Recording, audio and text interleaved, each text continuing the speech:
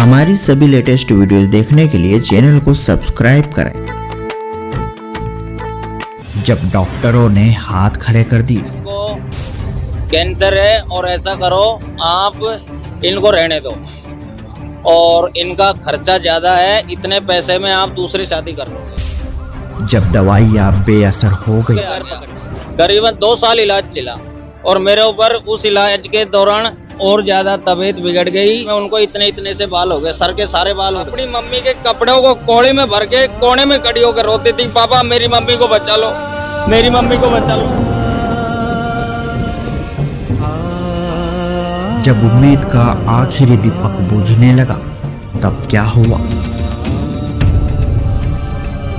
क्या सच में ऐसा हो सकता है कि जहां मेडिकल साइंस ने जवाब दे दिया, वहां किसी संत के आशीर्वाद से चमत्कार हो जाए? कोट पहनते हैं परमात्मा, उसकी जेब में से इतनी बड़ी डिब्बी निकाली भगत जी और उसमें से दवा निकाल कर हमारी भगतमती के अंदर मुंह में जहाँ कैंसर था वहाँ दवा लगा कर परमात्मा ने सर पे हाथ रखा कि बेटी अब आप बिल्कुल सूक्ष्म और बिल्कुल ठीक हो। ये है गिरिराज दास अलवर राजस्थान से। अचानक इनकी पत्नी को सिर दर्द की शिकायत रहने लगी। दर्द इतना बढ़ गया कि आम दवाइयाँ बेअसर हो गई। गिरिराज ने अपनी पत्नी को डॉक्टर को दिखाया और सारी जांच पड़ताल करने के बाद डॉक्टर ने गिरिराज की पत्नी को कैंसर बता दिया। डॉक्टर का ये जवाब गिरिराज के लिए किसी सदमे से कम न था। ये सुनते ही गिरिराज की पत्नी बेहोश होकर जमीन पर गिर पड़ी। गिरिराज ने अपनी पत्नी को संभाला और उसकी जांच किसी बड़े डॉक्टर से करवाई। तो यहाँ से भी डॉक्टर ने सलाह दी कि आप अपनी पत्नी का जयपुर के महावीर कैंसर हॉस्पिटल में इलाज करवाएं। डेली की डेली उनको आधे इस हिस्से में दर्द होता था। करीबन ऐसे करते करते 1 महीना टल गया। एक्सरे की रिपोर्ट आई, डॉक्टर ने करीबन आधे पौन घंटे तक उसको देखा। देखने के बाद फिर मेरे को और भगतमती को बुलाया, क्योंकि भैया आपकी मिसेज को कैंसर है। मैंने कहा सर कैंसर आपने डायरेक्ट ऐसे कैसे बोल दिया कि भाई कैंसर है? हमारी जो भगतमती है उनको जैसे उन्होंने उनसे कैंसर के बारे में बताया था, उनको हाथों वहाँ पर चक्कर आ गया। चक्कर आने के कल मैं दूसरे दिन फिर मैं दूसरे डॉक्टर के पास गया तो डॉक्टर साहब ने वो गोली तो एक तरफ रख दी। इन्होंने भैया ये गोली तो एक बहाना था आपको बुलाने का, पेशेंट के सामने ये बात बोली नहीं जाती क्योंकि पेशेंट को ज़्यादा धक्का लगता है। तो सर फिर मैंने कहा डॉक्टर साहब ऐसी क्या बीमारी है इनको? तो डॉक्टर साहब ने बोला बेटा इनको कैंसर है। तो मैंने कहा सर इसका कोई इलाज? इन्होंने बेटा आप ऐसा करो इसको जयपुर ले जाओ महावीर कैंसर हॉस्पिटल में। गिरिराज आर्थिक रूप से मजबूत नहीं थे। गिरिराज ने कर्ज लेकर अपनी पत्नी को जयपुर के बड़े कैंसर हॉस्पिटल में भर्ती करवा दिया। जयपुर के डॉक्टरों ने सभी जरूरी जांच की और फिर गिरिराज को बुलाकर जो कहा उसने उनके होश उड़ा दिए। डॉक्टर ने कहा आप जितना पैसा इस इलाज में खर्च करेंगे उतने में तो दूसरी शादी कर सकते हैं, क्योंकि आपकी पत्नी को कैंसर है और ये कभी ठीक नहीं होगा। गिरिराज डॉक्टर के पैरों में गिर पड़े। रोते रोते गिरिराज का गला भर आया। डॉक्टर साहब मेरी पत्नी को बचा लीजिए। डॉक्टर ने दिलासा दिया और कहा हम पूरी कोशिश करेंगे, लेकिन इलाज में हर महीने 10,000 का खर्च होगा। गिरिराज ने रिश्तेदारों, दोस्तों, जान पहचान वालों से पैसे उधार लिए और 2 साल तक लगातार इलाज जारी रखा, जिसके चलते गिरिराज पर बेशुमार कर्ज होता चला गया। सर खर्चा कितना आएगा? क्योंकि बेटा खर्चा तो देखो मैं कुछ नहीं कह सकता इसमें तो पैसे का एक तरह का लुटावड़ा है और मेरी आर्थिक स्थिति भी ठीक नहीं थी। मैं उस समय 10-11 हज़ार रुपये कमाता था। तो फिर मैं किसी दूसरे से कर्जा लिया। कर्जा लेने के बाद लेकर फिर मैं भगतमती को जयपुर लेके गया था। जयपुर ले गया मैं, 4-5 डॉक्टरों ने महावीर कैंसर हॉस्पिटल में 4-5 डॉक्टरों ने चेकअप किया। उनका चेकअप करने के बाद में उन्होंने फिर मेरे को अंदर बुलाया। उन्होंने भैया डॉक्टर साहब बोल रहे हैं आपको। मैं अंदर गया डॉक्टर साहब के पास, तो डॉक्टर साहब ने बोला कि भैया ये क्या लगती है आपकी? मैंने कहा सर ये मेरी मिसेज है। तो डॉक्टर साहब ने बोला कि भैया इनको कैंसर है और ऐसा करो आप इनको रहने दो और इनका खर्चा ज़्यादा है, इतने पैसे में आप दूसरी शादी कर लोगे। तो मैंने सर डॉक्टर साहब के पैर पकड़ लिए दोनों मैंने कि सर जब ये मेरे साथ में जो 7 फेरे की आई है इसने ही मेरे साथ नहीं दिया तो वो दूसरी का मैं क्या करूँगा, मेरे को तो यही चाहिए। तो डॉक्टर साहब फिर नो गए तो इसका खर्चा ज़्यादा आएगा। मैंने कि सर मैं अपने शरीर का एक खून का कतरा भेज सकता हूँ इसके लिए, इसको बचा लो आप। तो डॉक्टर ने कहा करीबन आपको हर महीने 10,000 8,000 की दवा लेनी पड़ेगी आपको, और ये तोड़ना नहीं है, आपको कोर्स पूरा चलेगा। मैंने कहा सर ठीक है। मैं भगत जी वहाँ से दवा लेके आ गया। करीबन 2 साल इलाज चला और मेरे ऊपर उस इलाज के दौरान बहुत कर्जा हो गया। इतना पैसा खर्च करने के बाद भी गिरिराज की पत्नी का कैंसर ठीक होने के बजाय और भयानक होता चला गया। गिरिराज की पत्नी के सारे बाल झड़ चुके थे, चेहरा पहचान में नहीं आ रहा था। गिरिराज के पूछने पर डॉक्टर ने कहा अब यह कैंसर आखिरी स्टेज पर है, ज्यादा से ज्यादा 6 महीने जिंदा रहेगी, इसके बाद यह दुनिया से अलविदा कह देगी। इस खबर ने गिरिराज और उनके परिवार को तोड़कर रख दिया। उनकी छोटी बच्ची माँ की ऐसी हालत देखकर कोने में बैठकर रोया करती थी। मैंने कोई ऐसा व्यक्ति नहीं छोड़ा जिससे मैंने पैसे ना लिए हो उधार। तो जरूर उन दवाइयों के असर से आपकी वाइफ का जो कैंसर था वो ठीक हो गया होगा। नहीं सर बिल्कुल ठीक नहीं हुआ, उसकी तो और ज्यादा तबीयत बिगड़ गई। जो जब कैंसर से पहले उनके इतने लंबे लंबे बाल थे सर, और सर के जब कैंसर होने के बाद में उनको इतने इतने से बाल हो गए, सर के सारे बाल उड़ गए थे। तो डॉक्टर साहब से मैंने बोला भी था, मैंने कि सर ये क्या चक्कर है। फिर लास्ट में डॉक्टर साहब ने बोला कि भैया ये तो ज़्यादा से ज़्यादा आपको, आप ऐसा करो पैसे मत लुटाओ, 5-6 महीने तक और कर सकते हो, आप इसकी सेवा कर लो। मैंने कि सर ऐसा मत बोलो आप, क्योंकि भैया इसमें हम क्या कर सकते हैं, हमारा तो जितना हम प्रयास है उतना हम कर सकते हैं। मैंने कहा ठीक है। बाद में मैंने मेरी बड़ी बेटी है उसको बताया, मैंने कि बेटा मम्मी को तो बताना मत, और ऐसे ऐसे डॉक्टर साहब ने बोला है कि आप इसकी सेवा करो।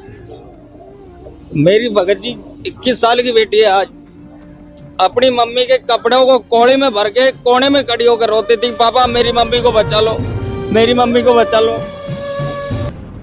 जब सारी उम्मीदें खत्म हो चुकी थी तभी किसी ने गिरिराज को बताया कि हरियाणा के सुप्रसिद्ध संत जगतगुरु तत्वदर्शी संत रामपाल जी महाराज की शरण में जाने से अद्भुत चमत्कार होते देखे गए हैं।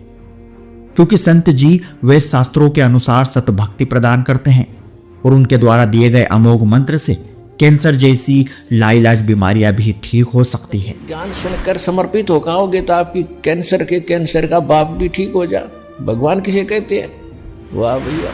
गिरिराज को यह बात अजीब लगी, लेकिन अब उनके पास होने के लिए कुछ भी नहीं था। उन्होंने संत रामपाल जी महाराज का ज्ञान समझा और अपनी पत्नी को नाम दीक्षा दिला दी।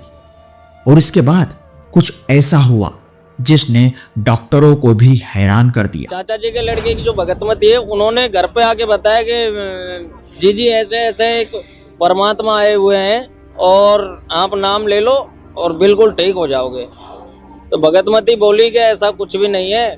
उस समय भगत जी ये राम रहीम का ये चल रहा था। उस समय भगतमती ने मना कर दिया कि मैं कोई किसी का नाम नहीं लूंगी, क्योंकि मैं चाहे भंगी की सूरी बन जाऊंगी लेकिन नाम नहीं लूंगी मैं किसी गुरु का। तो परमात्मा ने क्या रजा करी, उसको उनको विचलित कर दिया, उनको चैन नहीं आओ। और हमारा छोटा भगत जी है यहीं पे ही है, वो दोनों माँ बेटे चले गए भगत जी, वहां से नाम उपदेश लिया उन्होंने।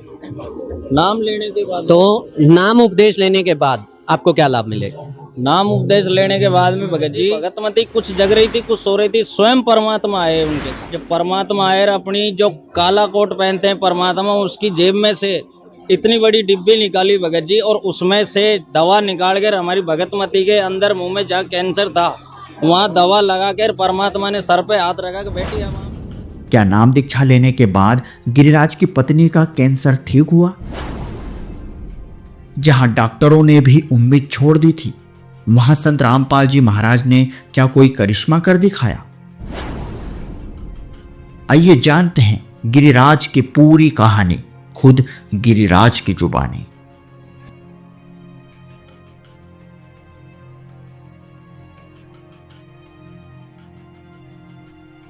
तो दर्शकों, जैसा कि आपने देखा, संत रामपाल जी महाराज जी के अनुयायी बहुत सारे अपने अलग अलग अनुभव बताना चाह रहे हैं। उनके अंदर ये उमंग और जोश देखकर मेरा भी मन कर रहा है कि मैं आज ही संत रामपाल जी महाराज जी से नाम दीक्षा ले लूं। चलिए इसी कड़ी के अंदर हम संत रामपाल जी महाराज जी के कुछ और अनुयायियों से मिलते हैं और उनसे जानने की कोशिश करते हैं वो सब हमें क्या बताना चाह रहे हैं। सर नमस्कार, क्या नाम है आपका, कहाँ से आप आए हैं? सर मेरा नाम गिरिराज दास है, मैं अलवर राजस्थान से हूँ। संत रामपाल जी महाराज जी से आप क्यों जुड़े? क्या आपके ऊपर भी कोई दुख कष्ट था जिस कारण से आप संत रामपाल जी महाराज जी से जुड़े? सर दुख तो बहुत आए, लेकिन जो हमारी जो भगतमती है उनको ज़्यादा थोड़ी तकलीफ थी। उनके माध्यम से हमको परमात्मा का ज्ञान मिला और परमात्मा मिले। उनको क्या है भगत जी, डेली की डेली उनको आधे इस हिस्से में दर्द होता था। वो डेली बोलती थी कि भगत जी मेरे को यहाँ पर दर्द होता है, मेरा ये वाला हिस्सा बिल्कुल सुन्न हो जाता है और मेरे सर में दर्द रहता है। तो मैं करीबन ऐसे करते करते 1 महीना टल गया और मैं हलवाई का काम करता हूँ। उस दिन मैंने छुट्टी ले ली थी कि भाई चलो मैं आज आपका पूरा चेकअप करवाता हूँ हॉस्पिटल में जाकर। तो भगत जी हॉस्पिटल जाने के बाद में मैंने डॉक्टर को दिखाया तो डॉक्टर ने कहा कि भाई क्या प्रॉब्लम है। मैंने कि सर इनका जो आधा हिस्सा है उसमें ज़्यादा दर्द होता है। तो लोग कौन से हिस्से में होता है? मैंने सर ज़्यादा तो इनका जो ये आधा हिस्सा है सर के बगल वाला है, इसमें दर्द होता है। तो लोग इसका एक्सरे करवाओ। तो भगत जी हमने उसका एक्सरे करवाया भगतमती का। एक्सरे के बाद में फिर उसकी एक्सरे की रिपोर्ट आई। डॉक्टर ने करीबन आधे पौन घंटे तक उसको देखा। देखने के बाद फिर मेरे को और भगतमती को बुलाया, क्योंकि भैया आपकी मिसेज को कैंसर है। मैंने कहा सर कैंसर आपने डायरेक्ट ऐसे कैसे बोल दिया कि भाई कैंसर है? हमारी जो भगतमती है उनको जैसे उन्होंने उनसे कैंसर के बारे में बताया था, उनको हाथों हाथ वहाँ पर चक्कर आ गया। चक्कर आने के बाद में वो वहाँ पर गिर गई। गिरने के बाद मैं उसको उठा के और बाहर चेयर बैठ थी तो वहाँ उसको मैंने बैठा दिया। फिर भी मैंने उससे कहा, मैंने तू तसल्ली रख, ऐसा कुछ नहीं है, ये तो डॉक्टर हैं, सब बेवकूफ़ बनाते हैं पेशेंट को। तो आप है जो थोड़ा तसल्ली करो, अपन घर चलते हैं और आज नहीं कल अपन दूसरे डॉक्टर से बात करेंगे। तो सर कल मैं दूसरे दिन फिर मैं दूसरे डॉक्टर के पास गया था। उसके बाद में जाने के बाद में डॉक्टर साहब से मैंने पूछा, मैंने सर मैंने ऐसे ऐसे पड़ोस वाले डॉक्टर को दिखाया था, उन्होंने इनको कैंसर बताया। तो उन्होंने बढ़िया तरीके से चेकअप किया सर। चेकअप करने के बाद में उन्होंने क्या एक छोटी सी पर्ची बना के दी मेरे को कि भैया आप ये गोली लेके आ जाओ और बहन जी को बाहर बैठा दो और आप मेरे पास अंदर आ जाना। मैंने कहा ठीक है सर। तो मैं भगतमती को बाहर बैठा कर वो गोली लेके आया, डॉक्टर साहब के पास गया तो डॉक्टर साहब ने वो गोली तो एक तरफ रख दी। इन्होंने भैया ये गोली तो एक बहाना था आपको बुलाने का, पेशेंट के सामने ये बात बोली नहीं जाती क्योंकि पेशेंट को ज़्यादा धक्का लगता है। तो सर फिर मैंने कहा डॉक्टर साहब ऐसी क्या बीमारी है इनको? तो डॉक्टर साहब ने बोला बेटा इनको कैंसर है। तो मैंने कहा सर इसका कोई इलाज? इन्होंने कहा बेटा आप ऐसा करो, इसको जयपुर ले जाओ महावीर कैंसर हॉस्पिटल में। तो मैंने कहा सर खर्चा कितना आएगा? क्योंकि बेटा खर्चा तो देखो मैं कुछ नहीं कह सकता इसमें तो पैसे का एक तरह का लुटावड़ा है और मेरी आर्थिक स्थिति भी ठीक नहीं थी। मैं उस समय 10-11 हज़ार रुपये कमाता था। तो फिर मैं किसी दूसरे से कर्जा लिया। कर्जा लेने के बाद लेकर फिर मैं भगतमती को जयपुर लेके गया था। जयपुर ले गया मैं, 4-5 डॉक्टरों ने महावीर कैंसर हॉस्पिटल में 4-5 डॉक्टरों ने चेकअप किया। उनका चेकअप करने के बाद में उन्होंने फिर मेरे को अंदर बुलाया। उन्होंने कहा भैया डॉक्टर साहब बोल रहे हैं आपको। मैं अंदर गया डॉक्टर साहब के पास तो डॉक्टर साहब ने बोला कि भैया ये क्या लगती है आपकी? मैंने कहा सर ये मेरी मिसेज है। तो डॉक्टर साहब ने बोला कि भैया इनको कैंसर है और ऐसा करो आप इनको रहने दो और इनका खर्चा ज़्यादा है, इतने पैसे में आप दूसरी शादी कर लोगे। तो मैंने सर डॉक्टर साहब के पैर पकड़ लिए दोनों। मैंने कि सर जब ये मेरे साथ में जो 7 फेरे की आई है इसने ही मेरे साथ नहीं दिया तो वो दूसरी का मैं क्या करूँगा? मेरे को तो यही चाहिए डॉक्टर। तो डॉक्टर साहब फिर गए तो इसका खर्चा ज़्यादा है। मैंने कि सर मैं अपने शरीर का एक खून का कतरा बेच सकता हूँ, इसके लिए इसको बचा लो आप। तो डॉक्टर ने कहा करीबन आपको हर महीने 10,000 8,000 की दवा लेनी पड़ेगी आपको और ये तोड़ना नहीं है, आपको कोर्स पूरा चलेगा। मैंने कहा सर ठीक है। मैं भगत जी वहाँ से दवा लेके आ गया। करीबन 2 साल इलाज चला और मेरे ऊपर उस इलाज के दौरान बहुत कर्जा हो गया। मतलब मैंने कोई ऐसा व्यक्ति नहीं छोड़ा जिससे मैंने पैसे ना लिए हो उधार। तो जरूर उन दवाइयों के असर से आपकी वाइफ का जो कैंसर था वो ठीक हो गया होगा। नहीं सर, बिल्कुल ठीक नहीं हुआ। उसकी तो और ज़्यादा तबीयत बिगड़ गई। जो जब कैंसर से पहले उनके इतने लंबे लंबे बाल थे सर, और सर के जब कैंसर होने के बाद में उनको इतने इतने से बाल हो गए, सर के सारे बाल उड़ गए थे। तो डॉक्टर साहब से मैंने बोला भी था, मैंने कि सर ये क्या चक्कर है।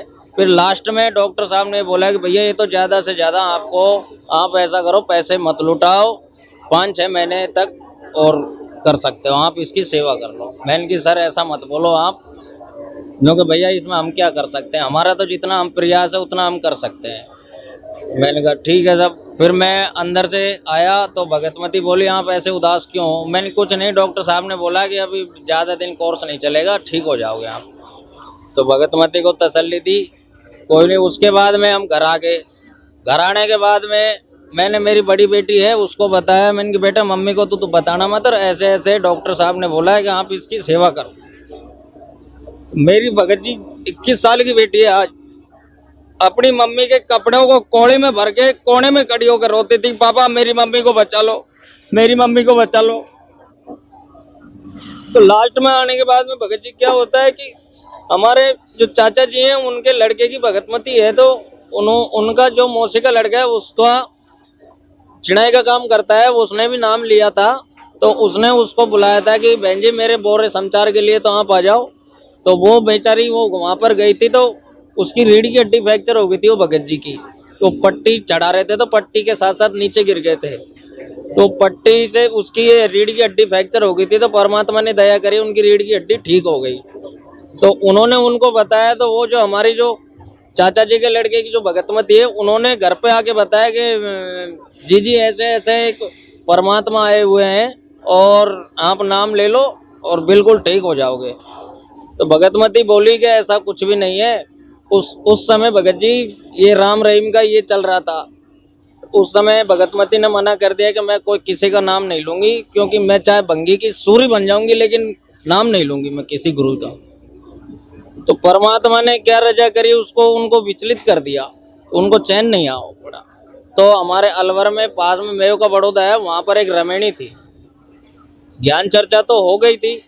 तो रमेणी थी, तो वो भगतमती आई थी, तो हमारी भगतमती को बोली चल बहन जी आप नाम ना लो तो मत लो, वहाँ सत्संग भी है और 17 मिनट की रमेणी है, शादी है, वहाँ चलते हैं अपन देख के आते हैं। तो भगतमती को एकदम झटका सा लगा कि 17 मिनट की शादी कैसी होती है, पंडित भी आता है, फेरे भी पड़ता है, कैसे कैसे होता है ये। तो भगतमती चलेगी, हमारी भगतमती और हमारा छोटा भगत जी है यहीं पे ही है, वो दोनों माँ बेटे चले गए भगत जी। वहाँ से नाम उपदेश लिया उन्होंने। नाम लेने के बाद, तो नाम उपदेश लेने के बाद आपको क्या लाभ मिलेगा? नाम उपदेश लेने के बाद में भगत जी करीबन 4 महीने बाद जब परमात्मा ने रजा करी, सतनाम की दया करी, तो भगतमती क्या है कि थोड़ी ठीक होने लगी। ठीक होने के बाद में हमको ये भी पता नहीं था कि भाई किसी के साथ खाने से हमारा नाम भी खंड हो जाता है। तो भगतमती क्या है, आसपास पड़ोसियों के साथ में वो गेहूं की कटाई चल रही थी, भगत जी वहाँ चले गई थी। तो मैंने उनको मना भी किया था। जब भगतमती बोली कि भाई अपने देखो कर्जा भी बहुत हो गया, अब मैं थोड़ी ठीक भी हो गई हूँ और अब तो मैं ठीक हूँ और आप चलो। मैंने कहा ना तो रहने दे। फिर भी वो चले गई भगत जी। चलने के बाद उनका नाम खंड हो गया, फिर उनको दोबारा से दर्द शुरू हो गया। तो क्या पहले नाम लेने के बाद ये सारे दर्द बिल्कुल दूर हो गए थे? बिल्कुल दूर हो गए थे सब। फिर उसके बाद में उनका नाम खंड हो गया, हमको पता भी नहीं था कि भाई नाम भी खंड होता है। तो भगतमती वहाँ से आने के बाद में रोने लग गई। इन्होंने देख अब मेरे को पैसे वैसे मत लगाओ आप, और आपने खूब पैसे लगा लिए, नाम भी दिला दिया बाबाओं का, कुछ भी नहीं है लेना देना। अब मेरे को जैसे हूँ मैं वैसे रहने दो, बस मेरे बच्चों को रखना संभाल के आप। तो ऐसे कुछ जग रही थी, कुछ सो रही थी। रात को करीब 2-2:30 के बीच की बात है। हम तो सो गए भगत जी, भगतमती कुछ जग रही थी, कुछ सो रही थी। स्वयं परमात्मा आए उनके साथ, आके उनको खड़ा किया। परमात्मा मतलब संत रामपाल जी महाराज जी खुद वहां पर आए? खुद आए थे। जरूर ये कोई सपना रहा होगा। नहीं, भगतमती बिल्कुल सत्य बोल रही थी। सवेरे उठ के, नहीं तो वो उठ के चाय भी नहीं पी सकती थी। उसके दूसरे दिन जब परमात्मा आए, अपनी जो काला कोट पहनते हैं परमात्मा, उसकी जेब में से इतनी बड़ी डिब्बी निकाली भगत जी, और उसमें से दवा निकाल कर हमारी भगतमती के अंदर मुंह में जहाँ कैंसर था वहाँ दवा लगा कर परमात्मा ने सर पे हाथ रखा कि बेटी अब वहाँ बिल्कुल सूक्ष्म और बिल्कुल ठीक हो। और उस दिन का दिन है भगत जी, आज का दिन है, भगतमती को बुखार तक नहीं हुआ। ये आप कब की बात कर रहे हैं? ये भगत जी 2019 की बात है। 2019 में तो संत रामपाल जी महाराज जी जेल में थे, वो जेल से बाहर कैसे आ सकते हैं? अरे भगत जी वो तो परमात्मा है, वो तो जेल में तो अब भी नहीं है, अब भी हमारे साथ है, हमारे बीच में है। नहीं, ये पूरा इंडिया, पूरा वर्ल्ड जानता है कि संत रामपाल जी महाराज जी आज जेल में हैं, और 2014 से संत रामपाल जी महाराज जी जेल में, और आप कह रहे हैं 2019 में। आप कहाँ के रहने वाले हैं? अलवर, राजस्थान के। तो 2019 में संत रामपाल जी महाराज जी हिसार जेल से अलवर पर कैसे पहुंच सकते हैं? मैं आपकी बात पे विश्वास नहीं कर सकता। भगत जी मैं इस चीज का, भगतमती हमारी यही है, मैंने भी नहीं देखा। मेरे को सुबह जब भगतमती खड़ी हुई और तब मैंने देखा कि चमत्कार कैसे हुआ। ये खुद चाय बना के लेकर आ रही है, जबकि हम उसको चाय बना के पिलाते थे डेली। और उस दिन वो खुद उठ के हमको जगा रहे कि भगत जी चाय पियो और खड़े हो जाओ। कब नाम दीक्षा लिया आपने? हमने 2019 में लिया था भगत। और 2019 में ही ये चमत्कार आपके जी साथ? भगत जी। और अभी 2022 चल रहा है और आपकी भगतमती को कोई ना कोई बीमारी तो जरूर? कुछ नहीं है। उस दिन के बाद में भगत जी अभी तक कोई बुखार भी नहीं आया। और अभी 3 दिन पहले की बात है, मेरी छोटी वाली बेटी है, उसको बुखार चढ़ गया था। मैं सेवा में जाने के लिए था, मुंड का सेवा लगी हुई थी मेरी, लेकिन काल ने झपट्टा मार दिया तो बच्ची को बुखार इतना भयंकर हो गया। मैं बच्ची से बोल रहा कि बेटा तू चल, तेरे को दवा दिला लाऊं। तो बेटी ने हमारे कह दिया पापा मैं दवा 1% भी नहीं लूंगी।